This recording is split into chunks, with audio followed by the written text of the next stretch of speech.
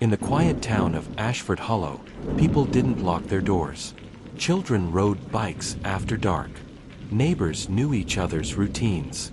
The kind of place where a stranger was noticed immediately. So when 17-year-old Daniel Mercer disappeared without a trace, the town's sense of safety shattered overnight. At first, investigators believed it was a random act of violence. But the deeper they looked, the more they realized something unsettling. Daniel Mercer had secrets, and one of them might have gotten him killed. Ashford Hollow had barely 3,000 residents. Most nights, the busiest place in town was the Rusty Lantern, a small bar on Main Street owned by Daniel's uncle, Rick Mercer. Daniel worked there most evenings. Technically, he was too young to bartend, but in a town this small, rules were often overlooked. Regulars described him as quiet, polite, and responsible. He remembered everyone's drink orders. He stayed late cleaning tables. To the community, Daniel Mercer was a good kid, which made what happened next almost impossible to believe. November 14th started like any normal night. Inside the Rusty Lantern, locals watched basketball on an old TV while Daniel wiped glasses behind the counter. Around 10:40 p.m., Daniel told a customer he was heading to the back room to refill the ice. Moments later, he disappeared. When his uncle returned 20 minutes later, the bar felt strangely wrong. The freezer door was open. The back door was unlocked. Daniel was gone. No one had seen him leave. No one heard a struggle. It was as if he had vanished into thin air.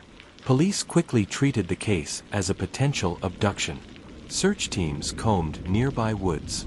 Tracking dogs followed Daniel's scent from the bar to the alley behind it. Then the trail suddenly stopped. Investigators suspected someone had forced him into a car. The possibility of a random predator passing through town terrified residents. For weeks, volunteers searched fields, rivers, and abandoned buildings. But they found nothing. No witnesses. No suspects. No sign of Daniel Mercer.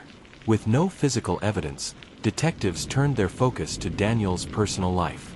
What they discovered changed the entire investigation. Inside Daniel's phone were dozens of conversations with adults from Ashford Hollow. Business owners, teachers, community leaders. At first, the messages seemed ordinary. But investigators soon realized Daniel had been collecting private information about them. Photos, messages, secrets. And some of those secrets were serious enough to ruin lives. One unfinished message on Daniel's phone stood out. It read, "If you don't want people to see what I found, we need to talk tonight." Suddenly, the investigation shifted. Daniel Mercer may not have been a random victim. He may have been targeted. As detectives examined the messages, one name appeared again and again. Pastor Michael Hale. Pastor Hale was one of the most respected figures in Ashford Hollow. He had baptized Daniel as a child. But investigators discovered Daniel had secretly photographed Hale meeting a married woman from his church at a motel in another town. 3 days before Daniel disappeared, he sent the pastor a message. "We need to talk about what I saw." Cell phone records placed Pastor Hale near the Rusty Lantern the night Daniel vanished. When confronted, he denied everything. But evidence kept building. Then investigators recovered a damaged phone near a creek outside town months later. It belonged to Daniel. Inside was a partially recovered audio recording. The recording captured a heated argument. Daniel demanded money. He threatened to expose the pastor. Pastor Hale begged him to stop. The argument escalated. A struggle followed. Then a loud crash. The recording ended abruptly. Faced with the evidence, Pastor Hale finally confessed. He claimed the confrontation turned physical in the alley behind the bar. During the fight, Daniel fell and hit his head on the pavement. Believing the boy was dead, Hale panicked. He drove Daniel's body outside town and dumped it in a creek.